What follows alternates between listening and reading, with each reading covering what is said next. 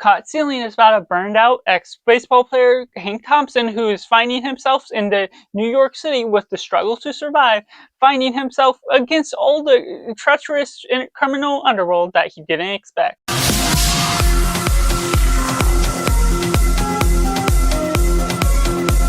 Hey everyone, welcome to Cinema, where we focus on a film. I'm Josh, this is Simply Cinema. Let me know down in the comments below what you thought of Caught Stealing. Was it good, was it bad, or somewhere right in the middle? Or if you're waiting for this review to decide if you're going to see it or not, and taking it right in a positive, Caught Stealing is coming from director Darren Aronofsky, who has been known to have all of these weird and trippy style of films, and this one is more grounded. It has a sustainability that takes on this crime thriller with a little bit of comedy along the way that managed to has a flourish of different exciting incidents that has Austin Butler with an awesome starting performance managing to shine through once more that he is great as the lead player, and he constantly finds himself within the midst of trouble within all of these Russians, within these police detectives that are trying to figure out a case, and different twists that come about along the way that will throw off the schemes that are all going on at hand, and that throws him in the midst of everything with a little bit of romance with Zoe Kravitz that they have great chemistry on screen, but there's things that go about along the way that will constantly throw you off your guard, not in a way that throws you whiplash into a completely different tone that feels out of whack to what the rest of the film fits. It has the energy to free flow itself into all of these action scenes, being dialogue heavy, but feeling proper within the sustainability of its runtime, being just under 2 hours with a great pacing. Certain things that you have to figure out the mysteries, you have to figure out these things here and there, different connections between different people, just really brings up the energy, the exciting incidents that come about along the way, that I am a fan what we get out of the cast, adding in these villains that having a Colorado scene that's one of my favorites, adding in the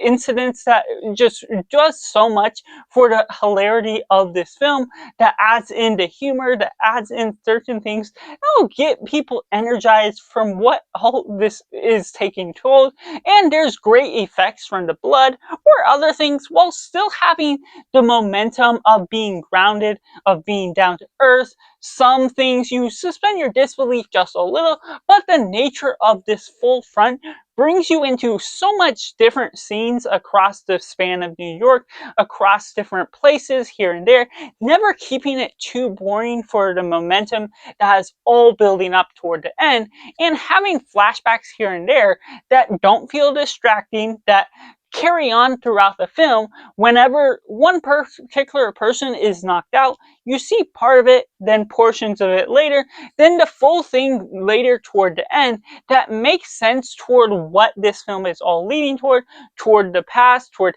everything you are getting to know about Austin Butler's character, Hank Thompson, that really builds upon the ideas that you're really grounding yourself in. And what I also love about Hank Thompson's particular character is there's a backstory that bleeds on throughout, as I discussed with the flashbacks, certain things here and there, that adds to the depth of his story, that adds to the idea of his character, and there's an emotional weight that goes on about midway through the film with an unexpected change to the loss of one character that really changes the ambiance, the ideas, and tonal shift of the story. It's not something drastic in a way that feels like it shouldn't be within the film. It's just a shock value that wins itself over with the momentum and stakes that are all being involved when there's otherwise certain things that you suspend your disbelief, this thing and things that are going on throughout what you utilize with this character, his friends, who he gets acquainted with, that ultimately brings about the energy to another level. And Darren Aronofsky's direction for this film, while it's not weird or trippy, as I am a fan of his earlier work, there's still a style that sustains itself well, that feels like it will be more open for the general audience to enjoy. There's not weird, obscured messages that you would get out of it, but there's something that really is more grounded, and that's where it opens itself up to being something that has a flair to the energy that's involved, that'll speak out different messages, a different action film that just really builds up its stakes to the highest standards, and having a great cast to go along with it. Which takes me into the mix element. Some people that are a fan of Darren Aronofsky, they'll be more open to what this film has to offer, because like I said, it's not too weird, it's not too trippy like most of Darren Aronofsky's film. They utilize the cinematography well, and certain things here and there will work wonders, but for those that are very biased toward Aronofsky's work, you do need to know that this is more of a grounded film. It doesn't go into this obscured visuals or other ideas that don't necessarily exploit a specific message. It's something more grounded, and that's something I need to address for those that are just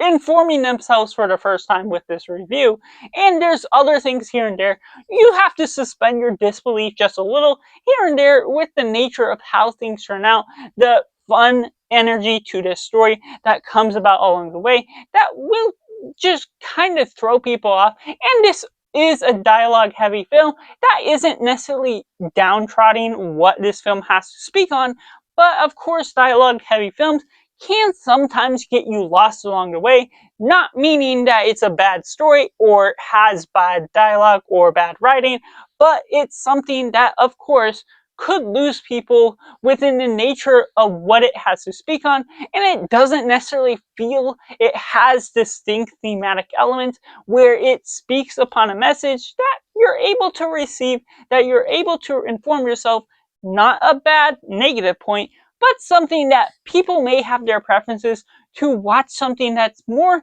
enjoyable and actually receive a message from it. And another mixed aspect that will turn audiences one way or the other is the fact there's a whole lot of things going on from point to point, just things of the, whether it's heavy dialogue or a lot of action. There's multiple parties involved with the main character, him and his girlfriend, and him and what is all going on with the two different groups that are going out against him. And certain pieces of puzzle can just really feel like a lot to some people. It did feel like a lot to me personally in some ways, but there was also a sustainability to that nature. The flow of the story was really well equipped to sustain that to the nature to which I also really enjoyed that. So for that particular case, there are some people that may just as well enjoy everything you get out of that and everything you get out of the action, and if you are entertained, then it will land on the more favorable side.